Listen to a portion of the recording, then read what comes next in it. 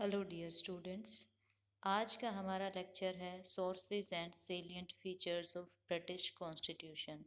British संविधान के स्रोत और विशेषताएं। दोस्तों, आज के इस लेक्चर में देखेंगे कि ब्रिटिश संविधान, जिसे एक अलिखित संविधान या विकसित संविधान के तौर पर जाना जाता है, इसके स्रोत कौन कौन से हैं, इसकी कौन सी खास विशेषताएं हैं, ऐसा आखिर क्यों कहा जाता है कि जो ब्रिटिश संविधान है वो संयोग और विवेक की उपज है। तो ये सारी चीज़ें इसमें आज डिटेल में जानेंगे। सबसे पहले मैं आपको बताना चाहूँगी कि हम सभी जानते हैं कि जो संविधान है उससे अभिप्राय बेसिकली उन कानूनों या उन परंपराओं से होता है जिनके अनुसार किसी देश की शासन व्यवस्था को चलाया जाता है, जिसे वहाँ के नागरिक भी फॉलो करते हैं और वहाँ की सरकार भी उसको मान्यता देती है। कोई भी संविधान हो वो ना तो पूर्णतः लिखित हो सकता है और ना ही अलिखित हो सकता है। इसलिए संविधान के स्वरूप को जानने के लिए हमें ना केवल संवैधानिक कानूनों के अध्ययन की आवश्यकता पड़ती है, बल्कि अनेक परंपराओं और रीति रिवाजों की जानकारी भी जरूरी होती है, जो संविधान के मूल ढांचे को प्रभावित करती है। जो ब्रिटिश संविधान है वो बेसिकली एक अनरिटन कॉन्स्टिट्यूशन है, ओल्डेस्ट, विश्व का सबसे पुराना संविधान है, एक विकसित संविधान है और एक ऐसा संविधान रहा है जिसकी प्रकृति समय के साथ बदलती रही है। यही वजह है कि प्रोफेसर मुनरो ने लिखा है कि ब्रिटिश संविधान संस्थाओं, सिद्धांतों और व्यवहारों का जटिल मिश्रण है। It is a complex amalgam of institutions, principles and practices. और ये चार्टरों, कानूनों, न्यायिक निर्णयों, सामान्य कानून, पूर्व दृष्टांतों, आचरणों और रीति रिवाजों का मिश्रण है। ये एक प्रलेख नहीं है, it is not just one document, बल्कि ये सैकड़ों डॉक्यूमेंट्स का एक समूह है। इसका कोई एक सोर्स नहीं है, बल्कि ये अनेकों सोर्सों से बना है। ये कोई एक पूर्व वस्तु नहीं है, बल्कि ये विकास पर आधारित है। ये आखिर ऐसा क्यों कहा जाता है, इसके सोर्स क्या क्या हैं, आइए इसको थोड़ा डिटेल में जानते हैं। अगर हम ब्रिटिश कॉन्स्टिट्यूशन के मुख्य स्रोतों की चर्चा करें तो हम जानते हैं कि ब्रिटिश संविधान का अधिकांश भाग अलिखित होने की वजह से बहुत सारी परंपराओं पर आधारित है और साथ ही बहुत तरीके की जो लिखित विधियां हैं, चार्टर हैं या न्यायिक निर्णय हैं, वो भी उपलब्ध हैं। बेसिकली इसके 5-6 स्रोत माने जाते हैं, जिसमें पहला है ग्रेट चार्टर्स एंड पेटिशंस। ये ऐसा कहा जाता है कि चार्टर मतलब जो सम्राट ने समय समय पर कुछ कानून या कुछ अधिकार पत्र जिनकी घोषणा की और जो संविधान के महत्वपूर्ण स्रोत समझे जाते हैं। इनमें से जैसे कुछ इम्पोर्टेंट हैं 1215 का मैग्ना कार्टा या 1628 का पेटिशन ऑफ राइट, इसी प्रकार से 1689 का द बिल ऑफ राइट। ये ऐसे डॉक्यूमेंट्स हैं जिन्होंने राजा के विशेष अधिकारों को सीमित किया। और आप देखेंगे कि जो बिल ऑफ राइट है उसके द्वारा जो संसद सदस्यों के विशेष अधिकारों की घोषणा की गई, वहाँ पे स्वतंत्र चुनाव पर बल दिया गया और ये भी निर्धारित किया गया कि जो संसद है उसकी बैठकें बार बार होनी चाहिए। ये सारी चीज़ें ब्रिटेन में आज भी फॉलो की जाती हैं, जिनके सोर्सेज क्या हैं, वहाँ के ग्रेट चार्टर और पेटिशंस यानी महान चार्टर और याचिकाएं। दूसरा स्रोत है संसद के द्वारा पारित अधिनियम, द एक्ट्स ऑफ पार्लियामेंट। जैसे कि 1679 में जो हैबियस कॉर्पस एक्ट है वो लाया गया था और हैबियस कॉर्पस एक्ट आज भी आप देखोगे तो कई देशों में ये लोगों की व्यक्तिगत स्वतंत्रता की एक तरीके से पुष्टि करता है। हैबियस कॉर्पस एक्ट अंग्रेजों की व्यक्तिगत स्वतंत्रता की पुष्टि के लिए 1679 में लाया गया था।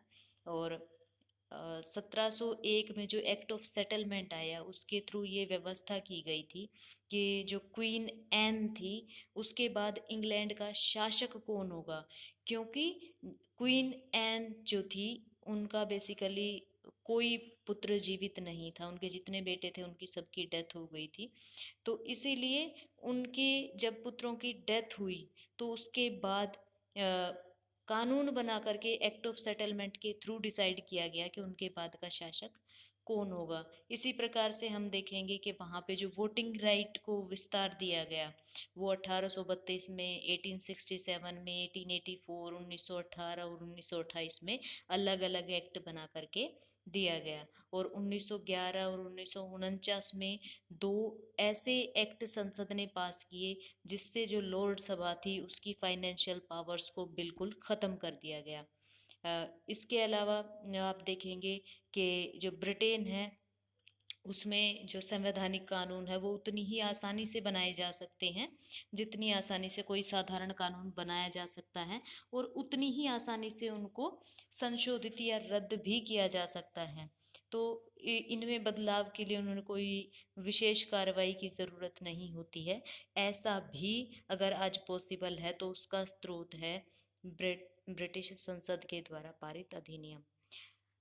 ब्रिटिश संसद का जो तीसरा महत्वपूर्ण स्रोत है वो है जुडिशियल डिसीजंस यानी न्यायिक निर्णय। क्योंकि जो ब्रिटिश न्यायालय है वो संसद के किसी भी कानून को वहाँ अवैधानिक घोषित नहीं कर सकते। हाँ, लेकिन न्यायाधीश कई बार जो कानून है उनकी नई नई व्याख्याएं कर सकते हैं, और उनकी ये जो व्याख्याएं हैं, जो इंटरप्रिटेशंस हैं, वो बेसिकली एक तरीके से ब्रिटिश संविधान में कानून का स्थान ले लेती हैं। इसलिए डायसी ने तो यहाँ तक भी कहा है कि जो ब्रिटिश संविधान है वो न्यायाधीशों के द्वारा निर्मित संविधान है। इसके अला इसके अलावा आगे बढ़ते हैं, इसमें जो मेन जुडिशियल डिसीजंस हैं उसमें आप कुछ केसेस को ले सकते हैं जो इसमें स्लाइड में आपके सामने दिए गए हैं। इनको अगर आप ध्यान से पढ़ेंगे तो पता चलेगा कि ये कुछ ऐसे जुडिशियल डिसीजंस रहे हैं जिन्होंने ब्रिटिश न्याय व्यवस्था में या ब्रिटेन की जो राजनीतिक व्यवस्था है उसमें अहम योगदान दिया है। इसके अलावा वहाँ का जो कॉमन लॉ है, जो सामान्य विधि है, वो भी ब्रिटिश कॉन्स्टिट्यूशन का एक महत्वपूर्ण स्रोत माना जाता है। सामान्य विधि बेसिकली उन कानूनों का समूह है जिन्हें संसद या सम्राट ने नहीं बनाया है, लेकिन न्यायालयों ने जिनको मान्यता दी है। ये किस पे बेस्ड है? ये रीति रिवाजों पर आधारित है। इसीलिए जो ओग महोदय हैं वो कहते हैं कि ये जो कानून है वो कानूनी रिवाज है एक तरीके से, जो शताब्दियों से लागू रहे हैं और अब ये बंधनकारी बन गए हैं। एक तरीके से ये अटल रूप धारण कर चुके हैं। आज जो ब्रिटिश नागरिक हैं वो जिन अधिकारों या स्वतंत्रताओं का उपयोग कर रहे हैं वे मूल रूप में वहाँ का कॉमन लॉ ही है। इसमें इसके तहत नागरिकों को बहुत तरीके की स्वतंत्रताएं प्राप्त हैं। जैसा आप देखोगे कि भाषण की स्वतंत्रता है, या मनमाने ढंग से उनकी तलाशी या गिरफ्तारी के विरुद्ध बचाव है, या धन दौलत कमाने का, उसको सुरक्षित रखने का यानी संपत्ति का अधिकार है, या मुकदमों का फैसला करते समय जो अदालतें हैं वो कॉमन लॉ का सहारा या ट्रेडिशंस का सहारा वहाँ पर लेती हैं। इसके अलावा जो कन्वेंशंस ऑफ द कॉन्स्टिट्यूशन है, यानी संविधान से रिलेटेड जो अभी समय जो परंपराएं हैं वो भी वहाँ के संविधान का एक पार्ट मानी जाती हैं। ब्रिटिश संविधान का जो काफ़ी अंश है हम देखते हैं कि वो परंपराओं पर ही आधारित है। जैसे कि जो ब्रिटिश मंत्रिमंडल है उसके सदस्य संसद के सदस्य होंगे और वे बहुमत दल के नेता की अधीनता में काम करेंगे। ये वहाँ पे जस्ट एक परंपरा थी। ठीक है, एक दूसरी परंपरा की बात करें तो जो मंत्रिमंडल है वो अपनी नीतियों के प्रति संसद के प्रति जवाबदेह होगा, या जो ब्रिटिश हाउस ऑफ कॉमन्स का स्पीकर है वो खुद को एक्टिव पॉलिटिक्स से एकदम अलग कर लेगा। ये जितने भी थ्योरीज हैं, जितने भी सिद्धांत हैं, वो सारे सिद्धांत किस पे बेस्ड हैं? कन्वेंशंस पे, परंपराओं पे बेस्ड हैं। इसके अलावा हम देखते हैं कि व्यूज़ ऑफ कॉन्स्टिट्यूशनल एक्सपर्ट्स, यानी जो संविधान के बारे में जो भी कानूनी पुस्तकें लिखी गई हैं, जो भी कोड्स लिखे गए हैं, जो कोडिफिकेशन किया गया है, वो सारी कमेंट्रीज जो हैं वो भी कहीं ना कहीं ब्रिटिश संविधान का महत्वपूर्ण स्रोत मानी जाती हैं। जैसे हम आप जनरली कुछ फेमस नाम सुनते होंगे, जैसे कि ब्लैकस्टोन का नाम, या ऑस्टिन का नाम, डायसी का नाम। है ना। या इस जैसे और भी कुछ विद्वान हैं जिनकी पुस्तकों के बारे में हम जनरली सुनते हैं। और इन विद्वानों ने ब्रिटेन में जो कानून हैं, वहाँ की जो परंपराएं हैं, वहाँ की जुडिशरी ने जो निर्णय दिए हैं, उनको इकट्ठा करके उनका एक तरीके से साइंटिफिक एनालिसिस करने की कोशिश की। और इस एनालिसिस के आधार पर उन्होंने कुछ जनरल कंक्लूजन्स निकाले हैं। जब न्यायालय और विधानमंडल जो हैं वो इनके द्वारा निकाले गए इन कंक्लूजन्स को मानने लगते हैं, तो एक तरीके से ये जो सिद्धांत है ये कानून का रूप धारण कर लेते हैं। जैसे आप देखेंगे जो डायसी है, उन्होंने विधि का शासन, लॉ ऑफ द कॉन्स्टिट्यूशन जो है वो बुक लिखी। और जब भी हम ब्रिटेन के संविधान की बात करते हैं, जब भी जो संसद की कार्यप्रणाली या विशेषाधिकारों का प्रश्न उठता है, तो कई बार इन बुक्स से रेफरेंस लिया जाता है। तो हम कह सकते हैं बेसिकली ये 6 मुख्य स्रोत हैं जहाँ से ब्रिटिश संविधान को हम लोग समझ सकते हैं। आइए अब देखते हैं कि ब्रिटिश संविधान की क्या खास विशेषताएं हैं। जैसा कि हमने देखा कि ब्रिटेन का जो संविधान है वो कुछ इंस्टीट्यूशंस का, कुछ सिद्धांतों का या परंपराओं का जटिल मिश्रण है, लेकिन मुख्य रूप में वो एक विकसित संविधान है। और जनरली इसकी जो कंपैरिजन की जाती है वो एक पुश्तैनी मकान मकान से करी जाती है, जिसमें हर आने वाली पीढ़ी अपनी ज़रूरत के हिसाब से नए बरामदे, नए कमरे, नई खिड़कियां जोड़ती रहती है। तो कुछ इसी प्रकार से ब्रिटिश संविधान की विशेषताएं भी हैं। इसकी सबसे पहली विशेषता तो ये है कि ये विश्व का सबसे पुराना और अलिखित संविधान है। इवन इसके अलिखित होने की वजह से टॉकविले जैसे विद्वानों ने तो यहाँ तक कह दिया कि the British constitution does not in reality exist, कि इंग्लैंड के पास कोई संविधान है ही नहीं, ऐसा कोई संविधान एग्जिस्ट ही नहीं करता है। लेकिन हम जैसा ही पहले बता चुके हैं कि कोई भी संविधान जो होता है वो ना तो पूरी तरीके से लिखा गया होता है और ना ही पूरी तरीके से अलिखित होता है। जो अलिखित संविधान या लिखित संविधान में अंतर है वो बेसिकली मात्रा का होता है, कि वो कितनी क्वांटिटी में लिखा गया है और कितनी क्वांटिटी में नहीं लिखा गया है। फिर भी ग्रेट ब्रिटेन के संविधान को अलिखित माना जाता है। वास्तव में उसके संविधान को अलिखित मानने के 4 कारण हैं। पहला तो ये कि इंग्लैंड के संविधान का निर्माण किसी संविधान सभा ने नहीं किया है जो संविधान बनाने के लिए बनाई गई हो। जैसा हमने देखा कि जो अमेरिका का संविधान है वो 1787 में जो फिलाडेल्फिया सम्मेलन हुआ उसमें जो सभा बनाई गई उसके द्वारा किया गया। इसी प्रकार से जो इंडिया के संविधान का निर्माण किया वो भारत की संविधान सभा के द्वारा किया गया। इंग्लैंड में ऐसा कुछ भी नहीं था। दूसरा कारण ये है कि जो ब्रिटिश संविधान है वो किसी एक बुक की फॉर्म में, किसी एक डॉक्यूमेंट की फॉर्म में मौजूद नहीं है। अगर आपको ब्रिटिश संविधान को समझना है तो कभी आपको 1215 के मैग्ना कार्टा पे जाना पड़ेगा, कभी आपको जो संसद है उसके द्वारा पारित किए गए डिफरेंट एक्ट्स को देखना पड़ेगा, कभी आपको न्यायालय के द्वारा दिए गए आदेशों की बात करनी पड़ेगी, कभी आपको जो मेन एक तरीके से कह सकते हैं जो कानूनविद है उन्होंने जो पुस्तकें लिखी हैं जैसे डायसी, तो इनका रेफरेंस लेना पड़ेगा। तो इसलिए क्योंकि एक निश्चित बुक की फॉर्म, एक निश्चित दस्तावेज की फॉर्म में मौजूद नहीं है, इसलिए भी ब्रिटिश संविधान को अलिखित संविधान माना जाता है। एक तीसरा कारण ये है कि जो ब्रिटेन का संवैधानिक विकास है उसमें कानूनों का प्रभाव कम रहा है और प्रथाओं और परंपराओं का महत्व ज़्यादा रहा है। और परंपराएं जो है वो जनरली लिखित नहीं होती हैं, परंतु जो ब्रिटिश संविधान है वो इन परंपराओं के बिना चल नहीं सकता, आप देखेंगे तो इस वजह से भी इस संविधान को अलिखित माना गया है। और चौथा कारण ये है कि जो चुनाव है या सरकारी मशीनरी है उससे संबंधित बहुत सी बातें ऐसी हैं जिनका कोई रिटन बेस नहीं है। फॉर एग्जाम्पल, वहाँ पे जो मंत्रिमंडल है उसका गठन करना हो या चुनाव के लिए अगर उम्मीदवारों को सिलेक्शन करना हो, ये सारी चीज़ें रस्म और रिवाज पर आधारित हैं। अगर आप इनके आधार ढूंढने निकलेंगे तो आपको कहीं रिटर्न में ऐसी कोई चीज़ नज़र नहीं आएगी। तो यही वजह है कि उनके संविधान को बेसिकली अनरिटन कॉन्स्टिट्यूशन की श्रेणी में रखा जाता है। ब्रिटिश संविधान की दूसरी विशेषता है कि ये फ्लेक्सिबल कॉन्स्टिट्यूशन है, एक्सट्रीमली फ्लेक्सिबल है। और उसमें संशोधन उतनी आसानी से किया जा सकता है जितनी आसानी से हम कोई साधारण सा कानून बना सकते हैं।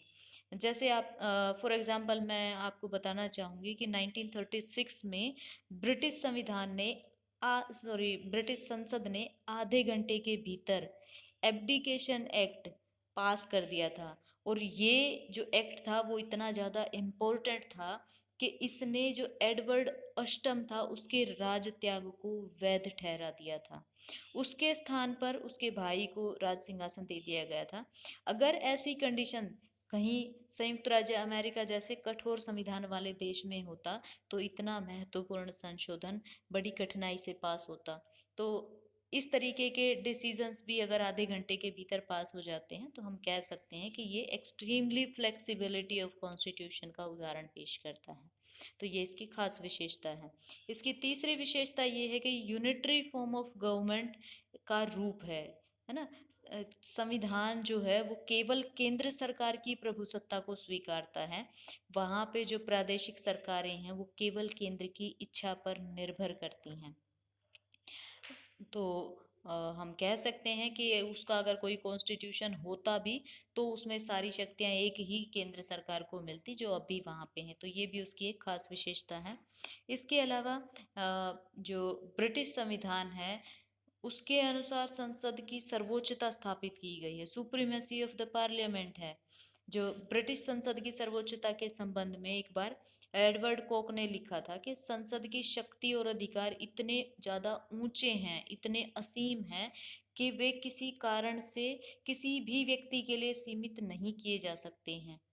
संसद वो सारे काम कर सकती है जो एक तरीके से आप कह सकते हैं कि प्राकृतिक दृष्टि से असंभव हो। संसद जो कुछ भी करती है उसे संसार की कोई शक्ति रद्द नहीं कर सकती है। तो जब हम संविधान की सर्वोच्चता की बात करते हैं तो बेसिकली इसमें हम चार चीज़ें कह सकते हैं। सबसे पहली तो ये कि संसद से ऊंची कोई विधायी शक्ति नहीं है। Parliament is the highest legislative authority in Britain. दूसरा, संसद की कानून निर्माण की शक्तियां जो हैं उस पर कोई लिमिट नहीं है। तीसरा ये है कि कोई भी कोर्ट जो है वो संसद के द्वारा बनाए कानूनों को अवैधानिक घोषित नहीं कर सकता है, रद्द नहीं कर सकता है। और चौथा कारण ये है कि जो वर्तमान संसद है वो आने वाली संसदों को इस बात के लिए बाध्य नहीं कर सकती कि उसने जो डिसीजन लिए हैं वो उनको फॉलो करें। तो इसलिए कहा जाता है कि जो संसद है वो संप्रभु है। लेकिन हम देखेंगे कि जब वास्तव में आप इसकी स्थिति देखते हैं तो जो ब्रिटिश संसद है वो बहुत ज़्यादा पावरफुल नहीं है। एक्चुअली हमें देखने को मिलेगा कि वहाँ पर जो मंत्रिमंडल है उसकी शक्तियाँ ज़्यादा बढ़ती जा रही हैं और एक तरीके से कॉमन सदन जो है वो उसके सबॉर्डिनेट टाइप में हो गया। जैसे आप देखोगे यूरोपियन यूनियन का सदस्य जो है ब्रिटेन है, तो यूरोपियन यूनियन के तहत उसको कानून बनाने पड़ते थे। हालांकि अभी उसने ब्रेग्जिट कर लिया है तो अब शायद फिर से ये वो संप्रभुता वाली जो चीज़ें हैं उनको एक्सरसाइज करने लगे। इसके अलावा इसकी एक विशेषता ये भी है कि वहाँ पर पार्लियामेंट्री फॉर्म ऑफ गवर्नमेंट और मंत्रिमंडल के उत्तरदायित्व को स्थापित किया गया है। ये हम जानते हैं कि दुनिया में जितनी भी संसदीय शासन व्यवस्था है उनकी जननी ब्रिटेन को माना जाता है। और इसके जो संसदीय शासन प्रणाली की जो विशेषताएं हैं वो वही है कि जो वहाँ पे सम्राट है वो राज्य का अध्यक्ष होता है। राजनीतिक तंत्र पर जो प्राइम मिनिस्टर है उसका डोमिनेंस पाया जाता है। प्रधानमंत्री और सारे मंत्री जो हैं वो लोअर सदन के प्रति उत्तरदायी होते हैं। एक तरीके से जो संसदीय सरकार है इसकी सबसे बड़ी विशेषता हम कह सकते हैं ये मंत्रिमंडल उत्तरदायित्व ही होता है। तो ये जो संसदीय शासन व्यवस्था है और मंत्रिमंडल के उत्तरदायित्व का सिद्धांत है ये भी ब्रिटिश संसद की दुनिया को एक बहुत बड़ी देन है, इसकी बहुत खास विशेषता है। इसके अलावा अगर नेक्स्ट विशेषता की तरफ चलें तो rule of law and civil liberties यानी कानून का शासन और जो नागरिकों को स्वतंत्रताएं दी गई हैं। हम जानते हैं कि जो ब्रिटेन में जो नागरिक हैं, जो सिविलियंस हैं, उनकी रक्षा के लिए कोई अधिकार पत्र, कोई बिल ऑफ राइट, किसी प्रकार के फंडामेंटल राइट्स का जिक्र नहीं है। बहुत सारे अधिकार तो उनको इस तरीके के दिए गए हैं जो आपको किसी चार्टर में किसी एक्ट में भी ढूंढने को नहीं मिलेंगे। लेकिन फिर भी आप देखेंगे कि जो इंग्लैंड के लोग हैं वो संसार के जो दूसरे डेमोक्रेटिक कंट्रीज़ हैं, चाहे वो कनाडा की बात कर लो, चाहे अमेरिका की बात कर लो, चाहे फ्रांस की बात कर लो, इंडिया की बात कर लो, इन लोगों से बहुत ज़्यादा स्वतंत्रता का उपभोग करते हैं। इनसे वो अधिकारों के मामले में कम नहीं हैं। तो बेसिकली इसके तीन जो हमने ऊपर पढ़ा था, जिस तरीके से हमने बंदी प्रत्यक्षीकरण की बात की थी या 1689 के बिल ऑफ राइट्स की बात की थी, तो इस तरीके के जो दस्तावेज हैं वो इसके सोर्सेज कहे जा सकते हैं। और आगे बढ़े तो देखते हैं कि वहाँ पे थ्योरी और प्रैक्टिस में यानी सिद्धांत और व्यवहार में अंतर पाया जाता है। जो ब्रिटेन की राजनीतिक व्यवस्था है, हालांकि ये अंतर तो सब जगह पाया जाता है, लेकिन यहाँ पे ये अंतर कुछ ज़्यादा ही देखने को मिलता है। इसलिए ऐसा कहा जाता है कि संविधान वास्तव में जैसा दिखाई देता है वैसा है नहीं, और जैसा है वैसा दिखाई नहीं देता। ऐसा क्यों है, इसके लिए हम कुछ उदाहरणों के द्वारा इसको समझ सकते हैं। जैसे हम बात कर सकते हैं कि इंग्लैंड में थियोरेटिकली आज भी निरंकुश राजतंत्र है, क्योंकि जो सम्राट है वो देश का सबसे ऊंचा पद है ना। लेकिन वास्तव में वहाँ पे क्या है, लोकतंत्र है। जब हम ये कहते हैं कि किंग और queen can do no wrong, सम्राट कोई भूल नहीं कर सकता, तो उससे हमारा अभिप्राय ये ही होता है कि जब उसके हाथों में कोई शक्ति ही नहीं है तो वो गलती कैसे करेगा। दूसरा उदाहरण देखिए कि सिद्धांत के तौर पर क्या कहते हैं कि पार्लियामेंट वहाँ पे सोवरेन है, पर वास्तव में जो मंत्रिमंडल है उस वो इतना ज़्यादा पावरफुल हो गया है कि एक तरीके से जो कॉमन सदन है वो उसी के अधीन हो गया है, और जो लॉर्ड सदन है उसकी शक्तियाँ तो पहले से ही छीन ली गई थी। इसके अलावा हम देखते हैं कि जो संविधान है उसको flexible, very very flexible constitution की श्रेणी में रखा गया है। सिद्धांत में तो जो ब्रिटिश संविधान है वो बहुत ज़्यादा लचीला है, लेकिन अगर आप देखेंगे तो क्योंकि उस देश का चरित्र ही कंजर्वेटिव है, वो लोग परंपराओं को बचा के रखना चाहते हैं, है ना। तो उसकी वजह से उनमें एक कॉन्टिन्यूटी पैदा हो गई है, और कई बार जो पुराने मूल्य हैं, पुरानी वैल्यूज हैं, वो नए दृष्टिकोण के साथ मिल जाती हैं, और इस तरीके से एक बहुत लंबे अरसे के बाद जो है राजनीतिक व्यवस्था के लिए कोई गंभीर चुनौती उनके सामने नहीं आई। तो इसकी वजह से जो फ्लेक्सिबिलिटी जो है ना, वो कहीं ना कहीं परंपराओं में एक कठोरता होने की वजह से, उन परंपराओं को लगातार कंटिन्यू फॉलो करने की वजह से है। तो हमने देखा कि किस प्रकार से वहाँ सिद्धांत और व्यवहार में अंतर है, जो कि इसकी एक विशेषता है। और फाइनली हम देखते हैं कि जो ब्रिटिश संविधान है, इसकी अगर सारी विशेषताओं को मिला दिया जाए तो इसे एक सेंटेंस में हम कह सकते हैं कि British constitution is child of accident and design.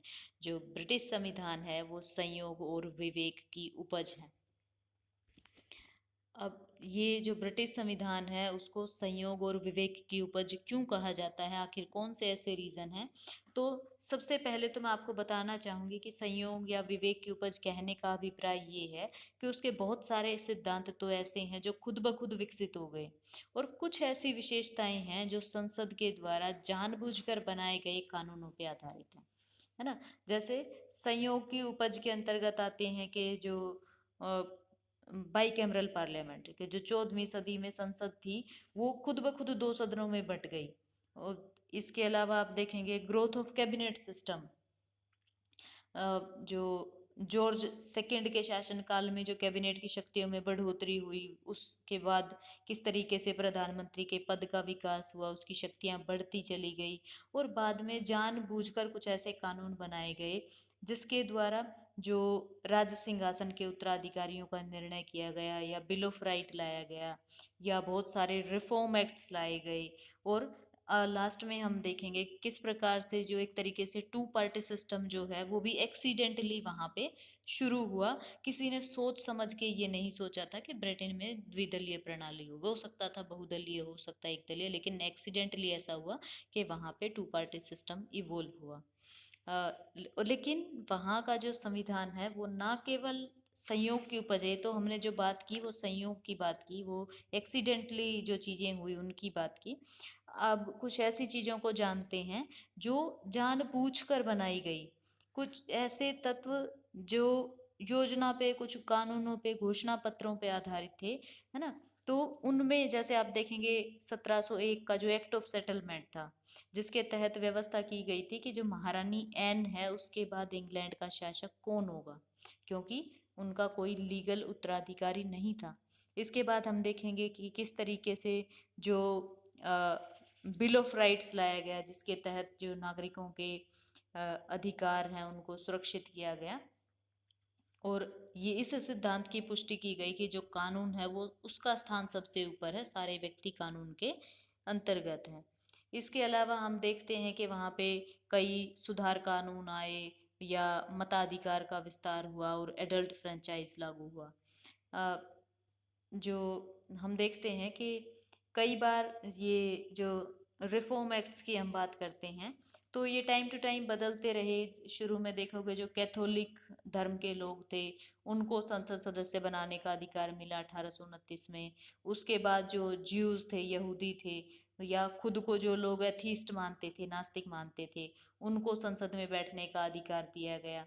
उसके बाद जो सीक्रेट बैलेट की व्यवस्था की गई 1872 में, उसके बाद मताधिकार को ये एक्सटेंड करते करते जो पहले केवल जो संपत्तिशाली कुछ अमीर लोगों को प्राप्त होता था, अब वो 1928 तक बढ़ के सब लोगों को मिलने लग गया। इवन स्त्रियों को 1928 में जो इस वोट है, वोटिंग राइट मिल गया। और उसके बाद हम देखेंगे कि 1969 में इन्होंने जो 21 वर्ष आयु रखी गई थी उसको घटा के 18 वर्ष कर दिया, और आज वहाँ पे जो एडल्ट फ्रेंचाइज है यानी वयस्क मताधिकार लागू है। हर एक व्यक्ति जो एक निश्चित आयु पूरी कर लेता है वो वहाँ पे वोट डालने का अधिकार रखता है, और ये बड़ा सोच समझ के दिया गया है।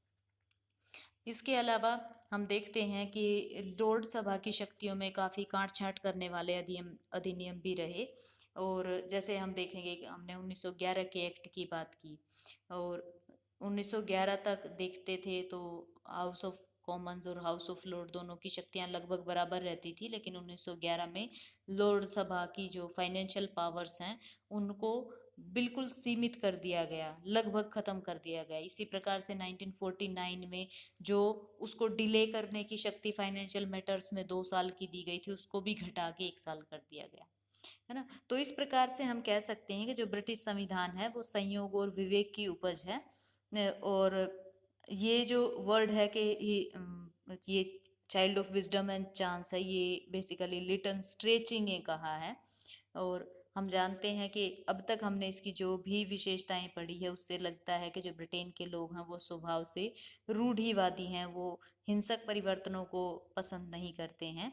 और पिछले 300 सालों में ब्रिटेन के लोगों ने अपनी जितनी भी आंतरिक समस्याएं उनका समाधान हमेशा पीसफुली किया है। एक समय था जब ब्रिटेन एक सामंती समाज हुआ करता था, और धीरे धीरे आज ये एक आधुनिक और लोकतांत्रिक समाज में बदल गया है। तो ये सारा बेसिकली इसलिए हो पाया क्योंकि इन्होंने ना केवल परंपराओं को फॉलो किया बल्कि एक तरीके से रूल ऑफ लॉ को पर्याप्त महत्व दिया है। और वहाँ का जो संविधान है, क्योंकि ये लिखा नहीं गया है, ये भी इसमें एक बड़ा रोल प्ले करता है। तो आइए देख लेते हैं कि हमने इस लेक्चर में आज क्या क्या पढ़ा। सबसे पहले हमने ब्रिटिश संविधान के कुछ महत्वपूर्ण स्रोतों के बारे में जाना, जिसको हमने 6 भागों में बांटा, जिसमें हमने ग्रेट चार्टर्स एंड पेटिशंस को, act of parliament, judicial decisions, common law, conventions of constitution और कॉन्स्टिट्यूशनल एक्सपर्ट्स के जो व्यू हैं इनको शामिल किया।